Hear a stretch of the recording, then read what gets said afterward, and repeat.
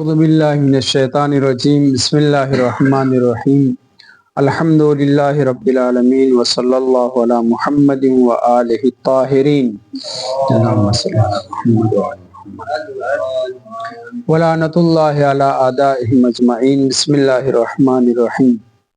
معاطات میں ہم اس مقام پر پہنچے کہ جناب شیخ انصاری صاحب نے جو دلائل 8 حضرت ذکر کیے تھے لزوم معاطات کے، اس کے آگے انہوں نے پہلے اجماع کو فوقیت دی اور پھر اجماع کو پیش کرنے کے بعد پھر اجماع سے بھی دستبردار اس لیے ہو گئے کہ اجماع ثابت نہیں ہے۔ آخر میں دو قسم کی روایات کو مد نظر رکھتے ہوئے، بلکہ دو قسم کے اقوال کو مد نظر رکھتے ہوئے صاحب ریاض نے یہ کہا ہے کہ ہم ملکیت جائزہ کے قائل ہوں گے، کیونکہ ایک طرف اکثریت علماء اباحت التصرف کی قائل ہے اور دوسری طرف اجماع کہہ رہا ہے کہ ملکیت نہیں ہے۔ اور صاحب ریاض نے جو روایت تو جناب شیخ انصاری صاحب نے پیش کی ہے، لیکن اس سے پہلے جو انہوں نے لزوم اور عدم لزوم کے مد نظر رکھتے ہوئے اس بات کو جمع کیا ہے کہ ہم ملکیت جائزہ کے قائل ہوں گے۔ پھر اس کے بعد اس روایت کے پہنچے جو روایت میں ایک ٹکڑا جو ذکر کیا گیا ہے، ایسے تو پوری روایت بیان کی گئی ہے لیکن اصل جو فقرہ ہے وہ آخری انما یحرم الکلام و یحلل، پہلے یحلل الکلام و یحرم الکلام، اس کی وضاحت کرتے ہوئے پہلے یہ کہا کہ ہم پوری روایت ذکر کرتے ہیں اور پھر پوری روایت ذکر کرنے کے بعد آخری فقرے کے اوپر گفتگو کر رہے ہیں کہ یہ آخری فقرہ 4 طریقے سے اس کا معنی و مفہوم بیان کیا گیا ہے۔ اسی کلام جو یحلل الکلام اور یحرم الکلام انما کے حصر کے ذریعے سے ذکر ہوا ہے، کہنے کہ یہی حلال کرتا ہے یہی حرام کرتا ہے کسی معاملے کو، اور پھر وہ جو چھٹے امام سے روایت جو نقل کی گئی ہے وہ یہ ہے کہ شخص آ کر کے بیان کرتا ہے کہ مولا میرے پاس کوئی آ کر کے یہ کہہ رہا ہے کہ یہ لباس لے لو، میں تمہیں اس میں اتنا اتنا فائدہ دوں گا، حالانکہ وہ ابھی اس کے پاس لباس ہے نہیں، وہ خرید کے لائے گا پھر اس کے بعد۔ تو امام نے کہا کہ کیا اسے یہ اختیار ہے یا تمہیں یہ اختیار ہے کہ چاہے لو یا چاہے نہ لو؟ تو امام جب اس نے کہا ہاں مولا اس میں جبر نہیں ہے، تو امام نے آخر میں یہ فرمایا کہ لا باس انما یحلل الکلام و یحرم الکلام الی آخر خبر۔ روایات کہ اس طرح کی روایت میں یعنی آخر تک جانے پوری روایت نہیں ذکر کی گئی ہے، جو مین کلام ہے وہی ہے کہ یہ کلام ہی حلال و حرام کرتا ہے۔ اس روایت کو سمجھنے کے لیے اور اس روایت سے استفادہ جو ہے دونوں قسم کے لوگوں نے کیا ہے۔ ان لوگوں نے بھی استفادہ کیا ہے جو صرف اباحت التصرف کے قائل ہیں، اور ان لوگوں نے بھی استفادہ کیا علیکم السلام جو ملکیت متزلزلہ کے جیسے محقق ثانی قائل ہیں۔ تو یہ کیسے کہ ایک ہی کلام سے بعض لوگوں نے حتیٰ اباحت التصرف کی بھی منع کیا ہے، کیونکہ چونکہ کلام نہیں ہے تو کلام نہ ہونے کی وجہ سے معاطات جو ہے صحیح نہیں ہوگا، نہ لزوم آئے گا نہ ملکیت آئے گی، حتیٰ اباحت التصرف بھی نہیں آئے گا، کیونکہ معاطات اصل باطل ہے، بیع باطل ہے۔ اور دوسری طرف سے دوسرے لوگوں نے اس سے لزوم کو تو نہیں لیکن ملکیت کو ثابت کیا ہے۔ تو اس پر گفتگو کرتے ہوئے جناب شیخ انصاری صاحب فرما رہے ہیں کہ پہلے آئے ہم اس روایت کے صدر کو چھوڑیں، اوپر کی جو عبارت ہے جو بیان ہے کہ راوی کہہ رہا ہے کہ میرے پاس آتا ہے کوئی علیکم السلام کہتا ہے کہ میں آپ کو یہ لباس بیچنا چاہ رہا ہوں، آپ کو یہ فائدہ پہنچاؤں گا، اس صدر روایت کو ہم چھوڑتے ہوئے جو ذیل روایت میں آخری کلام ہے اس کے اوپر گفتگو کرتے ہیں کہ اس آخری کلام سے کیا معنی نکلتا ہے کہ لوگ الگ الگ اس سے استفادہ کر رہے ہیں۔ یہاں تک پڑھ چکے تھے، اب آج یہاں سے پڑھنا ہے۔ وَنَقُولُ إِنَّ هَذِهِ الْفِقْرَةَ مَعَ قَطْعِ النَّظَرِ عَنْ صَدْرِ الرِّوَایَةِ، صدر روایت میں وہی ہے کہ جو کہہ رہا ہے کہ میرے پاس کوئی آگے کہتا ہے کہ میں یہ لباس آپ کو بیچ رہا ہوں، آپ کو میں اس میں اتنا اتنا فائدہ پہنچاؤں گا، اور پھر امام نے کہا کیا ایسا ہے کہ وہ چاہے تو معاملے کو باطل کر دے یا معاملے کو باقی رکھے یا اس کو اختیار ہے، تو اس نے کہا ہاں اس میں شرط کی بات نہیں ہے، تو امام نے کہا کہ کوئی حرج نہیں ہے۔ تو اس روایت کا جو یہاں تک کا فقرہ اس سے ہمارا کوئی قطع نظر کرتے ہوئے اصل فقرہ جو انما یحرم الکلام و یحلل الکلام ہے اس کے اوپر ہے۔ کہتے ہیں تحتمل وجوہن، یہ فقرہ کئی وجہ رکھتا ہے، کئی طریقے سے اس کا معنی و مفہوم کیا جا سکتا ہے۔ الاول، پہلا معنی، جو 4 احتمال یہاں آگے بیان کرنے جا رہے ہیں ان میں پہلا احتمال یہ ہے کہ حلیت کا دار و مدار اور حرمت کا دار و مدار کس کے اوپر ہے؟ کلام پر ہے۔ تو اس کلام سے کیا مراد ہے؟ الاول ان یراد من الکلام فی المقامین، مقامین سے مراد حلیت میں بھی اور حرمت میں بھی کلام سے مراد یہ ہے کہ اللفظ الدال علی التحریم والتحلیل، لفظ ہی حرمت اور حلیت کو ثابت کرے حصر کے ذریعے سے، یعنی لفظ ہونا چاہیے کہ اگر لفظ نہیں ہوا تو نہ حرمت پتہ چلے گی نہ حلیت پتہ چلے گی۔ معنی کر رہے ہیں اس کا بمعنی ان تحریم شیء وتحلیلہ لا یکون الا بالنطق بہما، کہ جب تک کسی چیز کی حلیت، جب تک کا لفظ، حلیت والا لفظ جو بھی اس میں طے کیا گیا ہے، جو بھی کلمات مشخص کیے گئے ہیں، جب تک وہ لفظ بولا نہ جائے تب تک حلیت نہیں آ جائے گی، جب تک وہ لفظ بولا نہ جائے حرمت نہیں آ جائے گی۔ یعنی حلیت اور حرمت جو ہے قول کے اوپر، لفظ کے اوپر وابستہ ہے۔ جب تک لفظ حرمت یا لفظ حلیت اس شے کے لیے استعمال نہیں ہوگی تب تک جو ہے، یعنی بغیر لفظ کے نہ حلیت ہے نہ حرمت ہے۔ یعنی جس لفظ کو حرمت کے لیے یا جس لفظ کو حلیت کے لیے اس معاملے میں مشخص کیا گیا ہے شارع کی طرف سے، جب تک وہ لفظ نہیں لایا جائے گا تب تک جو ہے کیا نام ہے، نہ شے حلال ہوگی نہ حرام ہوگی۔ فلا يتحقق بالقصد المجرد عن الکلام، علیکم السلام، لہٰذا ایسی جگہ پہ جس چیز کو آپ حلال کرنا چاہ رہے ہیں، جس معاملے میں، وہاں پہ جو لفظ شارع نے مقرر کیا ہے اگر اس لفظ کو نہ استعمال کیا جائے، صرف قصد کیا جائے، قصد خالی ہو کس سے؟ لفظ سے، تو پھر یہ قصد جو ہے کافی نہیں ہے۔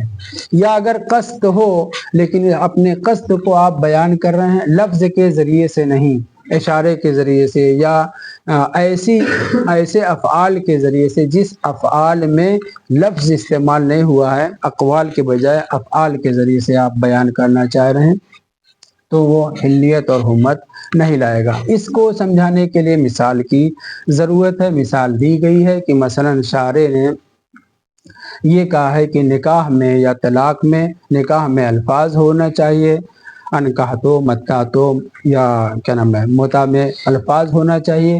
صرف قصد جو ہے کافی نہیں ہے کہ خاتون کو آپ اپنی زوجیت میں، چاہے زوجیت مؤقتہ اور چاہے زوجیت دائمی میں لانا چاہتے ہیں، جب تک آپ متعتو یا انکحتو زوجتو وغیرہ استعمال نہیں کریں گے، بغیر لفظ کے وہ خاتون آپ کی زوجیت میں نہیں آئے گی۔ اب آپ صرف قصد کریں اس کی اپنی زوجیت ملانے کا، یہ کافی نہیں ہے۔ یا قصد کے، یا تو اصلا لفظ ہی استعمال نہ کریں، صرف نیت ہو، صرف قصد ہو، اس سے جو زوجیت نہیں بنے گی۔ اسی طریقے سے اگر آپ لفظ قصد کرتے ہوں مگر قصد کو بیان کرنے کے لیے لفظ استعمال نہ کریں، کوئی ایسے بلیں قصد ہے مگر لفظ نہیں، اعمال اور افعال کے ذریعے سے، کچھ اشارے وغیرہ کے ذریعے سے، تو اس سے بھی زوجیت نہیں آتی۔ مقابل میں یہ تو ہو گئی حلیت اس خاتون کی، آپ کے لیے حلیت موقوف ہے کس کے اوپر؟ لفظ کے اوپر، کہ اگر لفظ نہیں ہے فائدہ نہیں ہے۔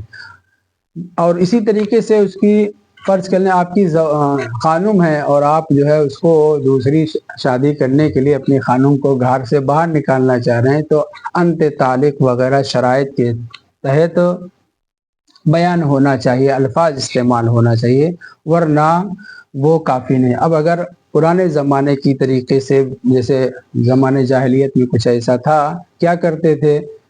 کپڑا پھینک دیا، اس کے سر کو ایسے ڈھک دیا، یہ ظاہر کرنے کے لیے کہ اب تم میرے لیے حلال نہیں ہو، واضح ہے. تو یہاں پہ عمل انجام دیا جا رہا ہے, نیت بھی ہے کہ اس سے جدا ہونا چاہے, لیکن پھر بھی یہ حرمت نہیں لائے گی. تو پہلا معنی اس روایت کے فقرے کا یہ کیا گیا کہ کسی چیز کی حلیت اور حرمت, البتہ جو شرائط جس کے ہوں اس کے اعتبار سے. لفظ حرمت کے اوپر دلالت کرتا ہے, لفظ حلیت کے اوپر دلالت کرتا ہے, اور اگر کوئی چیز حلال و حرام ہونا چاہ رہی تو اس کے لیے لفظ کا نطق کرنا ضروری ہے. بغیر نطق کے کام نہیں چلے گا, اس لیے کہا فلا یتحقق بالقصد المجرد عن الکلام. بس یہ حلیت یا حرمت خالی ہو کلام سے اور صرف جو نیت ہو, قصد ہو, اس سے محقق نہیں ہوتا. ولا بالقصد, نہ, اور اگر آپ نے لفظ کو استعمال نہیں کیا, قصد کیا ہے, المدلول علیہ بالافعال, مگر اپنی نیت اور اپنے قصد کے اوپر اشارہ وغیرہ کے ذریعے سے, افعال کے ذریعے سے اپنے قصد اور نیت کو ظاہر کر رہے ہیں, دون الالفاظ, اقوال کے ذریعے سے نہیں, یہ بھی درست نہیں ہے, اس کے ذریعے سے بالملکیت نہیں آئے گی. یہ ہو گیا پہلا معنی. تو پہلے معنی کی مثال میں نے آپ کے سامنے دی, اور اعلیٰ شرحوں میں اور بھی مثالیں دی گئی ہیں کہ اگر کوئی آدمی کسی خاتون کو اپنی حلیت میں, اپنی زوجیت میں لانا چاہ رہا ہے, یا موقتاً یا دائمی, تو اسے الفاظ استعمال کرنا چاہیے. کہا تو زوجتو وغیرہ جو صیغے بیان کیے گئے ہیں نکاح دائمی کے یا نکاح متع کے, کہ اگر وہ اسے استعمال نہ کرے, صرف قصد کرے, تو اس سے اس کی زوجیت میں وہ نہیں آئے گی.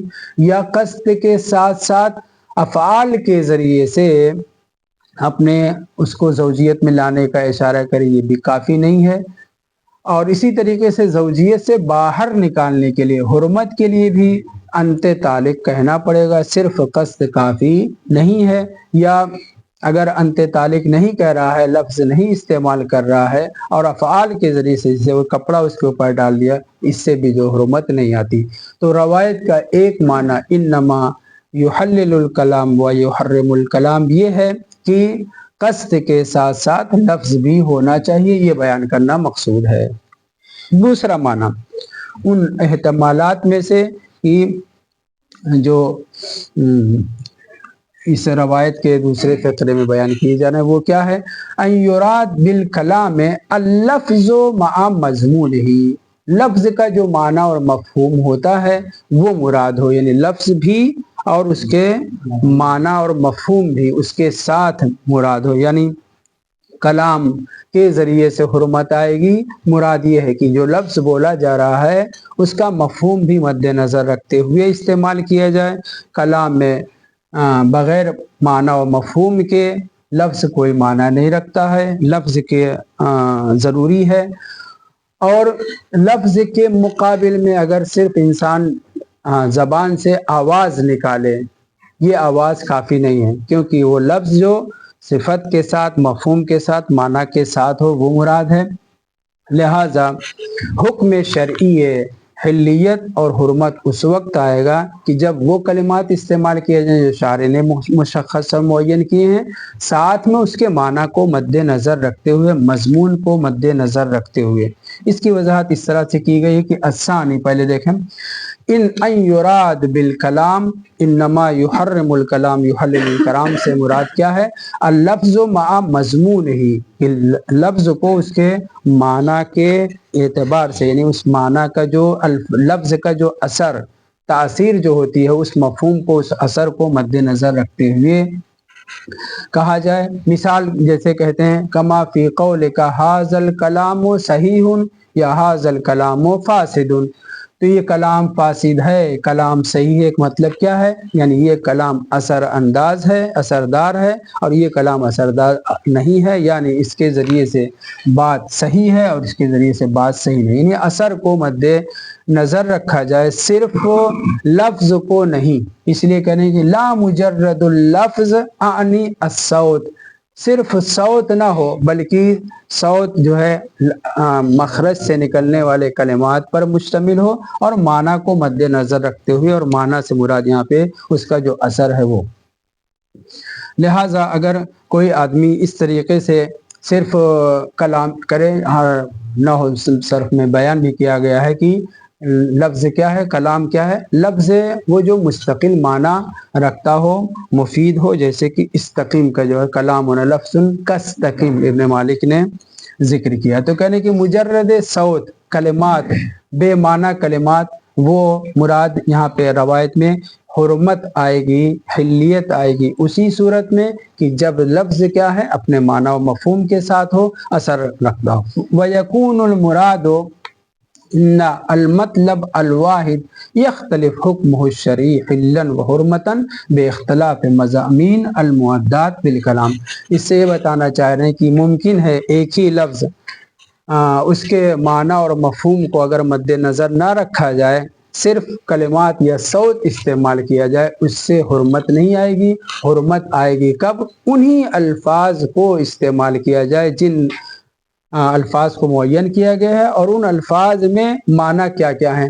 अगर वो माना है जो शरीयत ने बयान किया है तब तो हिल्लियत और हुर्मत आएगी, और अगर वो माना और मफहूम मुराद नहीं है, सिर्फ आवाज़ है, सदा है बग़ैर माना के, या ऐसे कलिमात हैं कि जिस कलिमात में वो मफहूम, वो शर्त जो शारे ने मुकर्रर की हैं वो नहीं पाए जाते, तो उससे हिल्लियत और हुर्मत नहीं आएगी।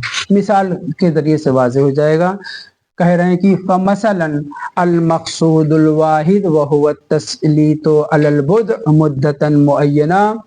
मसलन एक खातून, उसे आप अपनी ज़ौजियत में लाना चाह रहे हैं, या वो अपने आप को आपके सामने मुद्दत मुअय्यना के लिए आपकी ज़ौजियत में दे रही है, मसलन मुता कर रही है, तो उसके लिए जो अल्फाज मुकर्रर किए गए हैं और जिस माना को, जो माना सही है, अगर वो अल्फाज उन माना के साथ नकस्त करके बोले तो फिर हिल्लियत नहीं आएगी, आपके लिए वो हलाल नहीं होगी। तो दूसरा माना हमने क्या किया कि सिर्फ सौत ना हो, मुजर्रद सौत ना हो, या वो अल्फाज ना हो जो असर नहीं रखते, तासीर नहीं रखते, ऐसे कलिमात हिल्लियत और हुर्मत नहीं लाएंगे, बल्कि ऐसे अल्फाज इस्तेमाल किए जाएं कि जिसमें वो माना मतलूब हो, जिस माना को शारे ने मुकर्रर किया है। मिसाल कि अगर कोई खातून अपने बुज़ को, मुराद ये कि नामूस को, यानी वही ज़ौजियत में लाना चाह रही है, मुद्दत मुअय्यना के लिए मसलन निकाह मुता करना चाह रही है, और वो कलिमात वो इस्तेमाल करे कि जिन कलिमात को शारे ने उसके इस्तेमाल के लिए जायज़ करार दिया है। अगर ऐसे अल्फाज हैं जो या अल्फाज ही नहीं हैं, या अल्फाज हैं तो उस माने वाले नहीं हैं, तो फिर उससे हिल्लियत और हुर्मत नहीं आएगी। मसलन ये कहे यतअत्ता बिक़ौलिहा मक़सूद अल-मक़सूदुल वाहिद व हुवा अत-तस्लीतु अलल बुज़। मफ़हूम ये है, अल्फाज का मफहूम क्या है कि वो अपनी ज़ौजियत में अपने को मेरी ज़ौजियत में दे रही है मुद्दत मुअय्यना के लिए। लफ्ज़ क्या इस्तेमाल कर रही है? मसलन यतअत्ता बिक़ौलिहा मल्लक्तुका बुज़ई, मैं अपनी नामूस को आपकी मिल्कियत में दे रही हूँ, ये एक कलिमा। दो, सल्लतुका अलैहि, अलैहि यानी अलल बुज़, मैं अपनी नामूस के ऊपर तुम्हें मुसल्लत कर रही हूँ। यहाँ पे लफ्ज़ इस्तेमाल किया जा रहा है, माना भी है।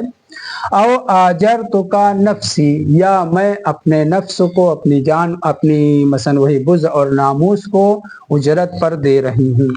ये कितने कलमे हो गए? 3। चौथा, औ अहललतुहा लक, या मैं अपने आप को, वहाँ पे मुअन्नस की ज़मीर इस्तेमाल थी, जी, वहाँ पे मुज़क्कर की ज़मीर थी, यहाँ मुअन्नस की ज़मीर है। असल्लतुका अलैहि, अलैहा, आपके यहाँ क्या है? अलैहि है ना, तो यहाँ पे नामूस यानी बुज़ जो है की तरफ। लेकिन जब आज़रतुका नफ्सी कहा तो ये नफ्स से खुद कलिमा क्या मुअन्नस है, इसलिए अगले वाले फ़िक्रे में अहललतुहा आया है। अहललतुहा यानी क्या? नफ्स को मैं आपके लिए हलाल कर रही हूँ। तो ये 4 फ़िक्रे हुए। इन चारों फ़िक्रे में अल्फाज हैं कि नहीं है? हैं, लफ्ज़ हैं, लेकिन वो और माना भी क्या लिया गया है? वही तस्लीत अलल बुज़, नामूस के ऊपर हक देना। तो नामूस के ऊपर हक देने के लिए आपने लफ्ज़ मल्लक्तो इस्तेमाल किया, सल्लतो इस्तेमाल किया, आजरतो और अहलतो, ये चारों कलिमात इस्तेमाल ज़रूर हुए हैं। वाज़ेह हैं, ये चारों कलिमात ज़रूर इस्तेमाल हुए हैं, और उसी माना और मफ़हूम को समझाने के लिए जो माना मसलन मत्तातोका में है, صحیح ہے، مگر ان 4 کلمات کے ذریعے سے حلیت نہیں آئے گی. کیوں؟ وَيَقُولُهَا فاصلہ کر دیا، وَبِقَوْلِهَا مَتَّعْتُكَ نَفْسِي بِكَذَا فِي الْمُدَّةِ الْمُعَيَّنَةِ إِلَى آخر. اب اگر وہ خاتون اس طرح سے کہہ رہی ہے کہ میں اپنے آپ کو، اپنے نفس کو آپ کے متعت میں، متع میں دے رہی ہوں، اتنی مدت میں اور اتنے مال پر، یعنی 2 چیز جو رکن ہے کس کے اندر، متع کے اندر، وہ ہے مدت اور دوسرے مہر. تو اگر مہر اور مدت کو مشخص کرتے ہوئے کلمہ کون سا استعمال کر رہی ہے؟ متعتو کا استعمال کر رہی ہے. یہ صیغہ حلیت کا سبب بنے گا، آپ کی وہ زوجیت میں آ جائے گی. مگر احللتو، ملکتو، سلتو، آجرتو وغیرہ وہ کلمات جو استعمال ہوئے ہیں، بھلے ہی وہ کلمات استعمال ہوئے ہیں اور اسی نیت کے ساتھ، اسی معنی کو پہنچانے کے لیے، کیا؟ تسلط علی البز، ناموس پر مسلط کرنے کے لیے وہ کلمات استعمال کیے گئے ہیں، مگر وہ کلمات ہمارے لیے مفید نہیں ہیں، کیونکہ انما یحلل الکلام ویحرم الکلام میں شرط ہے کہ لفظ اسی معنی کے ساتھ ہو کہ جس لفظ کو شریعت نے بیان کیا ہے. تو کہنے کی اسی لیے کہنے فما عدا الاخیر موجب لتحریم ہی، وہ سارے 4 کلمات حلیت نہیں لائیں گے بلکہ حرام، حرمت لائیں گے. حرمت لائیں گے مطلب کیا ہے؟ وہ شارع نے مقرر ہی نہیں کیا ہے، لہٰذا ان کے ذریعے سے حلیت نہیں آئے گی. فما عدا الاخیر کہا، اخیر سے مراد وہی متعتو کا نفسی ہے کہ ایک ہی معنی کو سمجھانے کے لیے 5 کلمے استعمال ہوئے ہیں. ان 5 کلمے میں ایک کلمہ حلیت لائے گا، 4 کلمے حلیت نہیں لائیں گے. تو روایت میں جو انما یحلل الکلام یا یحرم الکلام ہے، یہ ہے کیا؟ وہ الفاظ استعمال کیے جائیں اور ان کے اثر والے معنی کو مد نظر رکھا جائے. تو معنی تو اس نے، خاتون نے جب احللتو، ملکتو، سلتو وغیرہ استعمال کیا، اسی ایک معنی کو مد نظر رکھا ہے، مگر وہ معنی کافی نہیں ہے. اس کے لیے وہ کلمہ استعمال ہونا چاہیے کہ جس کلمے کو شارع نے مقرر کیا ہے. تو دوسرا معنی اس روایت کا یہ ہو گیا. والاخیر محلل، یعنی متعتو کا جو ہے محلل ہے، کلام محلل بھی ہے، کلام محرم بھی ہے. کون سا کلام محلل ہوا، کون سا کلام محرم ہوا؟ وہ کلمہ جو شارع نے مقرر کیا اسی معنی کو پہنچانے کے لیے وہ محلل ہے، اور اسی معنی کو پہنچانے کے لیے وہ کلمات جو استعمال ہوئی جو شارع نے مقرر نہیں کیے، محرم. تو اس روایت کا ایک مفہوم جو یہ نکلا اس آخری فقرے کا کہ کلام محلل ہے، کلام محرم ہے، ایک ہی معنی کے لیے مختلف مضامین پہنچانے والے کلام حلیت اور حرمت کا دونوں کا سبب بن سکتے ہیں، جو یہاں پہ بیان کیا گیا. معنی اول اور معنی ثانی کیا مین فرق کیا ہو گیا؟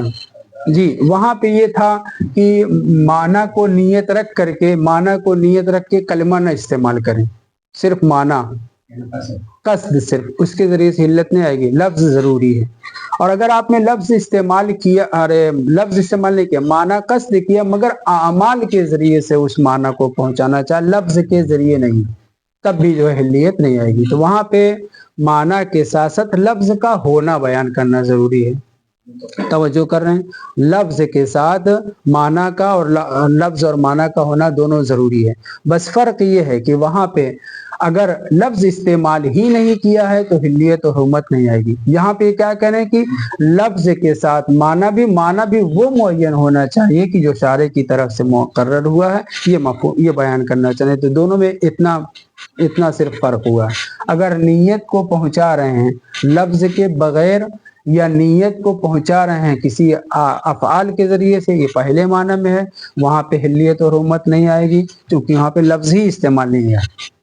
یہاں پہ کہنے کہ لفظ استعمال کیا گیا ہے لیکن اس لفظ کے معدہ، مفہوم اور معنی متعدد ہو سکتے ہیں. ایک ہی لفظ کے معنی اور الفاظ بھی متعدد ہو سکتے ہیں، معدہ. پھر لفظ کے استعمال میں اس چیز کا خیال ضروری ہے کہ جس لفظ کو شارع نے مقرر کیا ہے وہ استعمال ہو، اور معنی جو ہے دوسرے الفاظ اگر وہ پہنچا بھی رہے ہوں تو وہ کافی نہیں.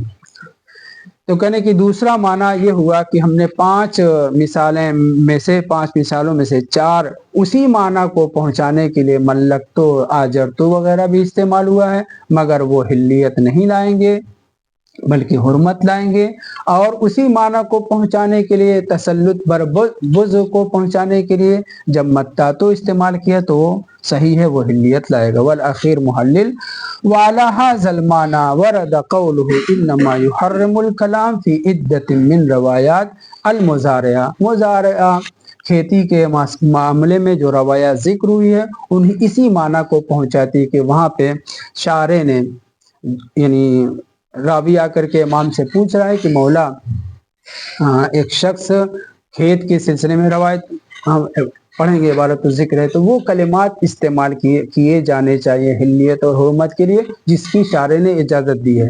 اسی معنی و مفہوم کو پہنچانے کے لیے کوئی اپنی طرف سے الفاظ استعمال کیے جائیں وہ حرمت کا سبب بنے گا، حلیت کا سبب نہیں بنے گا۔ اسی لیے مزارعے کی روایات میں متعدد روایت میں کلمہ انما یحرم الکلام، البتہ دونوں فقرہ نہیں، صرف یہ ایک فقرہ انما یحرم الکلام استعمال ہوا ہے، اور اسی مفہوم کو جو ہم نے پہلے والی روایت میں پیش کیا ہے اسی کو پیش کر رہا ہے۔ امام کیسے بیان کرنا ہے اس پہ توجہ دیں۔ منہا، ان روایات میں سے جو مزارعات کھیتی کے سلسلے میں روایات ہے، توجہ رہے اس میں دونوں کلمہ استعمال نہیں ہوا ہے، انما یحلل الکلام و یحرم الکلام، وہ دونوں فقرہ نہیں، صرف ایک فقرہ ہے انما یحرم الکلام آیا ہے۔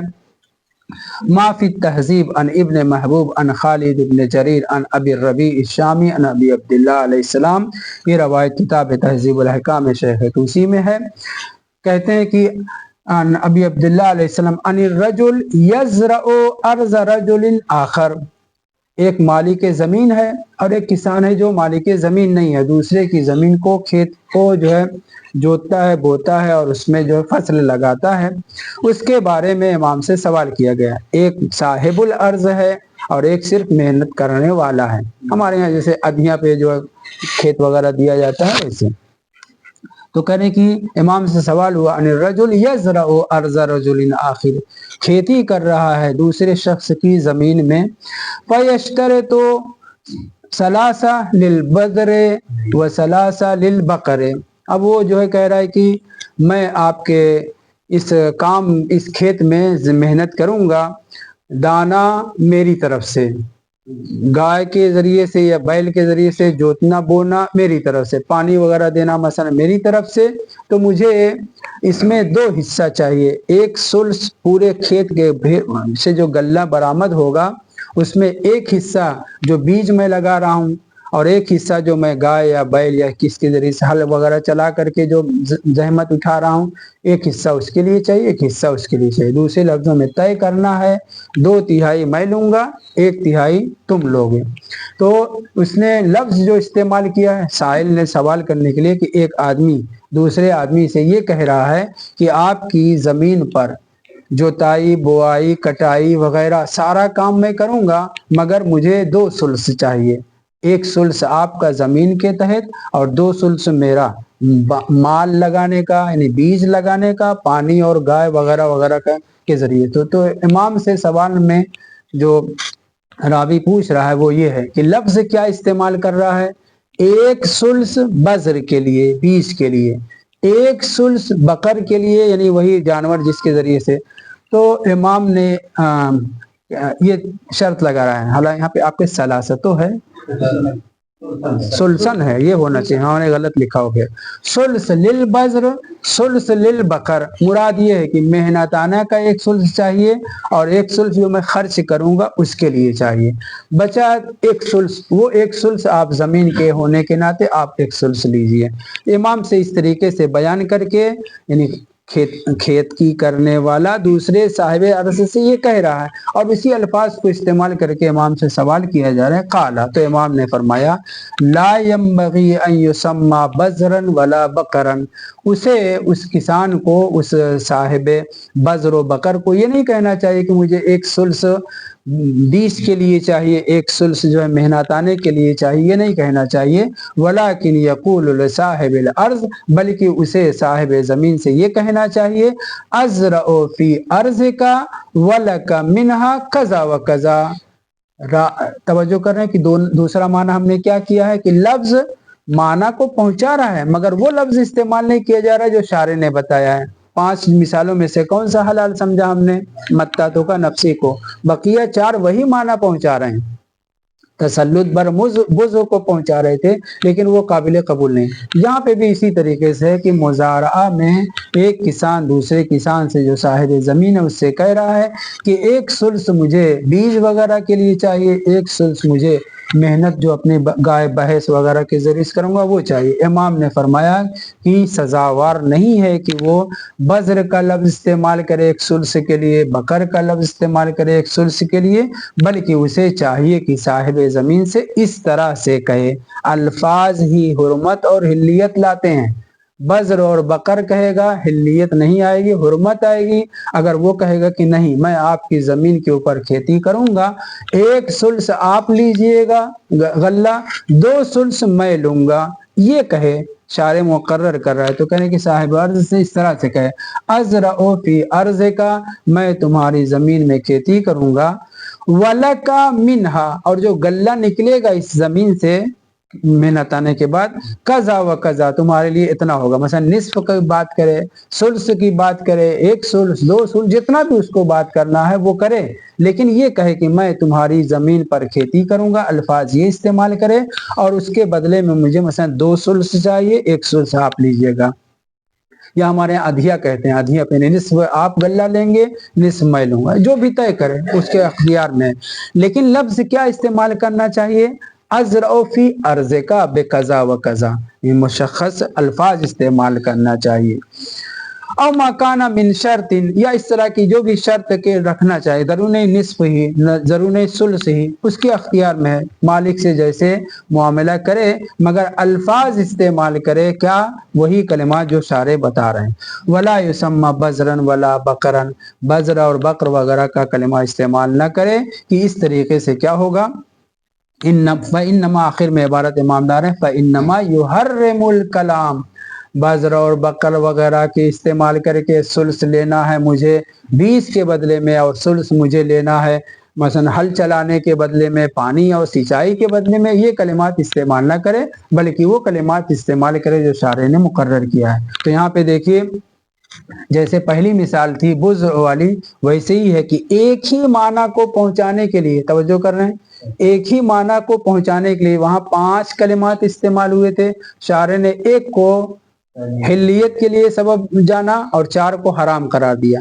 वैसे ही यहाँ पे उसी माना को पहुंचाने के लिए क्या कि गल्ला 2/3 मैं लूंगा, 1/3 आप लेंगे, इसको एक मर्तबा 2/3 कहे, मैं तुम्हारी जमीन पे खेती करूंगा, 2/3 मैं लूंगा, 1/3 आप लेंगे, या ये कहे, और या ये कि बज्र का 1 सुल्स चाहिए और बकर का 1 सुल्स चाहिए, वही माना पहुंचाना है। इन दोनों में सुल्स सुल्स मिला करके सुल्सैन हो जाएंगे। सुल्सैन खेती करने वाले का, सुल्स साहिब अर्ज का, वही माना पहुंचा रहा है, वो लफ्ज भी ये लफ्ज भी। मगर शारे ने क्या कहा कि अगर बज्र और बकर इस्तेमाल करके सुल्स सुल्स का मुतालबा करेंगे हराम है, और अगर आपने कहा अर्ज फी अर्ज का और फिर उसके बदले मुझे सुल्स या निस्फ इतना चाहिए, तो ये हलाल है। एक ही माना को पहुंचाने के लिए, 2/3 माना को पहुंचाने के लिए ये कलमा भी इस्तेमाल कर सकते हैं, वो कलमा भी इस्तेमाल कर सकते हैं, मगर शारे ने मुकर्रर जिस कलमे को किया है वही इस्तेमाल करना जायज़ है, वरना कलाम हलाल भी करता है, हराम भी करता है। अगर आपने कहा सुल्स बज्र के लिए, सुल्स बकर के लिए हराम है, यानी हिल्लियत नहीं आएगी, जायज़ नहीं होगा। लेकिन अगर आपने कहा कि मैं आपकी ज़मीन पे खेती करूंगा, मुझे 2/3 चाहिए, तो वही 2/3 अभी भी इस्तेमाल कर रहे हैं, मगर ये हलाल है, वो हलाल नहीं है। ये हो गया दूसरा माना। तीसरा माना तवज्जो करें,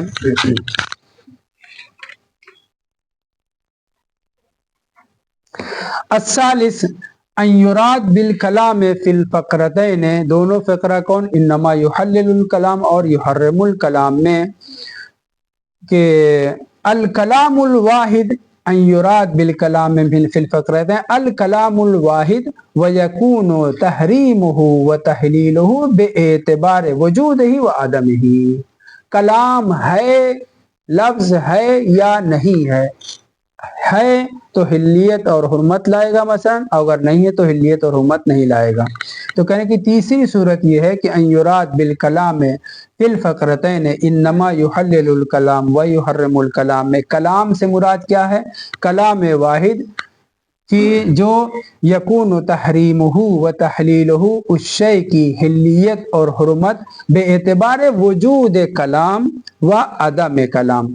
वजूद है, कलाम है तो हिल्लियत मसन आएगी या कहीं हुर्मत आएगी, और अगर मसन नहीं है तो हिल्लियत या नहीं आएगी या हुर्मत नहीं आएगी। फ़यकून वजूद कलाम फ़यकून वजूदहु मुहल्लिलन, कलाम का मौजूद होना हिल्लियत है। मसलन यही बुज़ की जो हमने मिसाल दी है, वहाँ पे लफ्ज़ इस्तेमाल न करें, असन मत्तातो वाला लफ्ज़ इस्तेमाल ही न किया जाए, तो इससे हिल्लियत नहीं आएगी जब तक कि लफ्ज़ इस्तेमाल नहीं किया जाएगा। कह रहे कि वजूद कलाम मुहल्लिल हो व अदम हो, और उसका कलाम का ना होना क्या नाम है, उसके हुर्मत का सबब बने। या इसी को पलट दीजिए, कलाम है तो हुर्मत का सबब बने, कलाम ना हो तो हिल्लियत का सबब बने। दोनों सूरत हो सकती है। चूंकि ये दो फ़िक्रा है और दोनों फ़िक्रा अलग अलग माना और मफ़हूम को पहुंचाता है, इसलिए इसके ऊपर तवज्जो करें कि क्या कहना चाह रहे हैं। तीसरा माना इस रवायत का सिर्फ इतना है कि कलाम का होना हिल्लियत का सबब है, कलाम का ना होना हिल्लियत का सबब नहीं। ये इन्नमा युहल्लिलो के लिए। हुर्मत के लिए भी कलाम का होना हुर्मत का सबब है, ना होना हिल्लियत का सबब हो जाएगा।